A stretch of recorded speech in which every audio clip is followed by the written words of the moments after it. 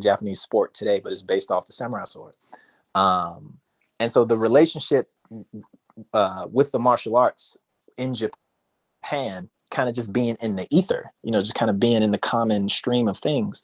It isn't that far of a reach when you think of it that way. So you think of like an E Honda, right? This sumo character. For us, it might be weird, like this big sumo dude, da, da, da. But in Japan, it's like, oh yeah, there's sumo stables around here. We see sumo wrestlers walking down the street, and it's broadcasted on national TV like our basketball is and stuff like that. So I think that's another aspect to it too, how mainstream the martial arts is in places like Japan, and then a lot of those games being developed in Japan and then being imported here. And for us, it may seem like something strange, or something weird or out the box. But in Japan, it would be normal. A fighting game is normal. Cool. Yeah, appreciate y'all. Is it Rami? Rami? Yes, Rami. You're pronouncing it right. Are you beating up a kid in that picture? What are you doing? I'm trying my best, Lupe. I'm trying, man. What you got for us? We're talking about martial arts and gaming, or just martial arts in general. We got a few gamers on stage and a few martial artists on stage as well. So just having a conversation about it. Yeah, I love this conversation so far. I own 2 martial arts and combat sports schools in the Chicago suburbs, and I notice martial arts video games and boxing video games do get a lot of people interested in combat sports. And I've had students come to me just based off of like boxing games, the UFC video game, and so forth. And I find that to be really interesting. And I haven't heard a lot of people talk about that, but how video games actually encourage people oftentimes to go out and actively participate in martial arts. As we know, video games get a bad rap for, it's keeping kids lazy and it's keeping them on the couch. But I've seen a positive effect from people playing fighting and combat sports video games actually wanting to go out and actively participate in combat sports. And I think that that's not often discussed, and I just wanted to see what your opinion of that was. Are fighting video games a good way to get people interested in martial arts and maybe even get them to try out a class or go and train for real? What do you think? Yeah, I actually think that your point is very valid, and to the what I mentioned earlier, I think it gives new practitioners an opportunity to visualize different fighting styles. Something that I think I was considering raising this issue, but the martial art you do kind of it your body claims it.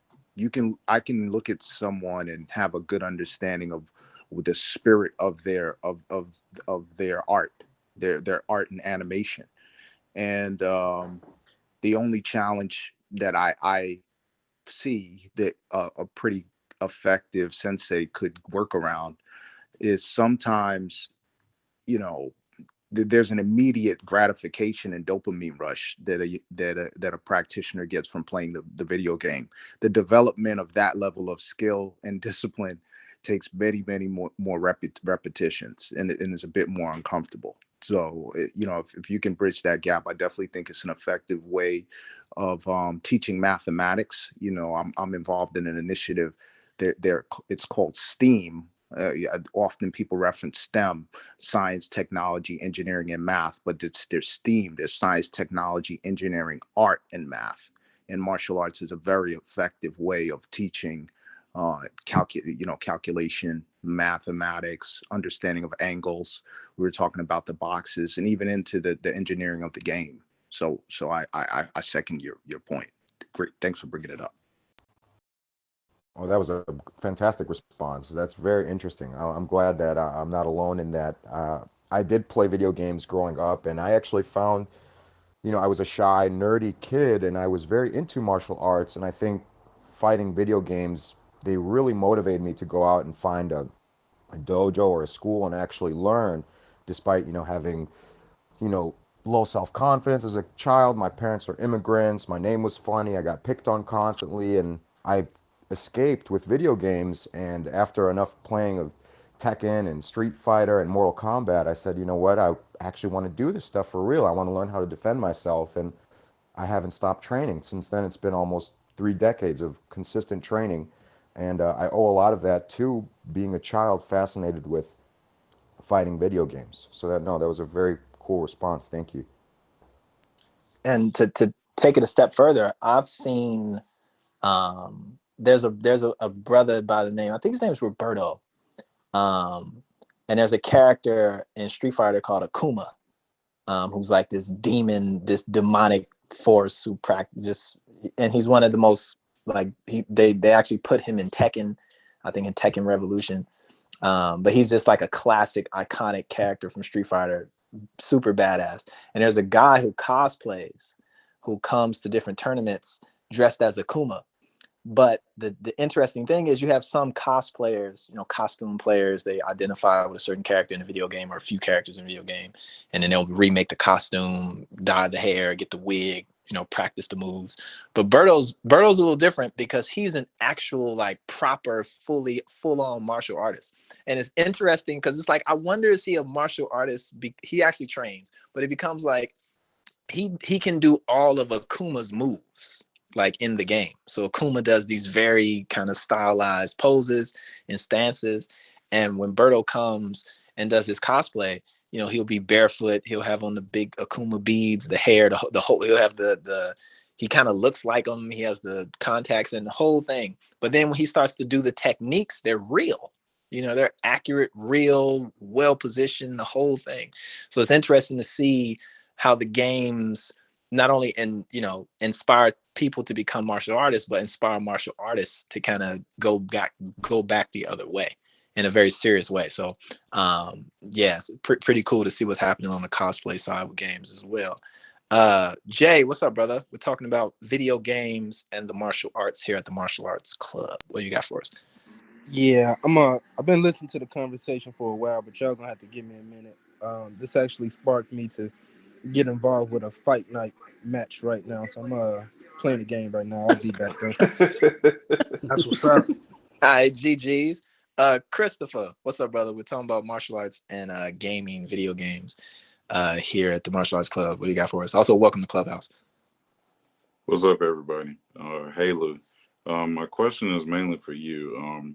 Outside of Street Fighter, do you have a favorite Rushdown character? Ooh, you mean outside of Street Fighter or outside of Ken? Outside of Street Fighter. Ooh, man. Oh. You know what I played, probably what I love just as much as Street Fighter is Fatal Fury. So Fatal Fury has Joe Higashi, who's the Muay Thai fighter. They have Andy Bogard, who's the Kopo fighter. Mai Shiranui, who does the ninja, and you have Terry Bogard, my favorite guy. Still trying to find an authentic, officially licensed Terry Bogard hat. So if you find one, send me the link, please. But I mean, I love Terry Bogard from Fatal Fury, man. Like the power guys. He was. I felt he had some.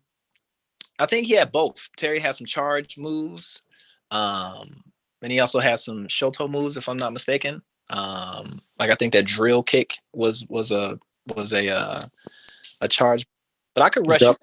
The rising tackle is a charge move. Yeah, so rising tackle, power wave, burn knuckle, power geyser, all that. But I could rush you down with him and some Joe Higashi. I could do some damage with a Joe Higashi Terry Bogard team for sure. Hey Lupe, I just want to just thank you for having me up on the stage. I'm actually at work right now, so in between calls, I'm trying to get it in. I'm messing up my metrics right now, but it's all good. I just wanted to say, I know you said you're into the 2D, you're into Street Fighter, you're not really into the 3D thing, but I would, if you ever get a chance, just to look up some Tekken 7 tournament like Evo or something like that, or just matches from Tekken 7 to see if you're interested in that 3D space and see what the hype is about. That's the one thing I would say, and just for sure, I'm Team Harada all day. Tasty Steve is my homeboy.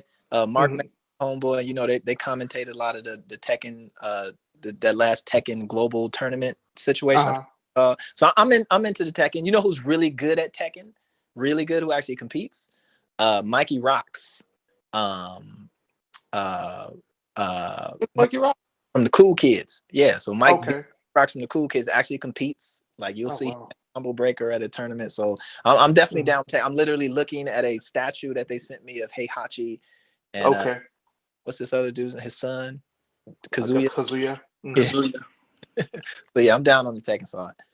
Yeah. Yeah. I mean, there's a bunch of questions that I'm probably gonna want to answer, but for the sake of the stage, I'm gonna move myself to the audience and just enjoy the rest of the conversation. So thank you for having this, and everybody, be easy and take care. Thank you for your insight, brother. Really, really appreciate it. Is it Kashan? Kashan, what's going on? Kashan, what's up, brother? Welcome to the Martial Arts Club. We're talking about martial arts and video games and gaming. I love it, man. Martial arts and video games is my life, bro. Actually, my name Kashan is from the character Shinzo Ningen Kashan. He's also in the Tatsunoko versus Capcom game. It's like a robot that's with a human consciousness. Basically, man, literally, martial arts and gaming is like everything I do, bro. Actually, I compete in Muay Thai professionally, and I find that when I play games that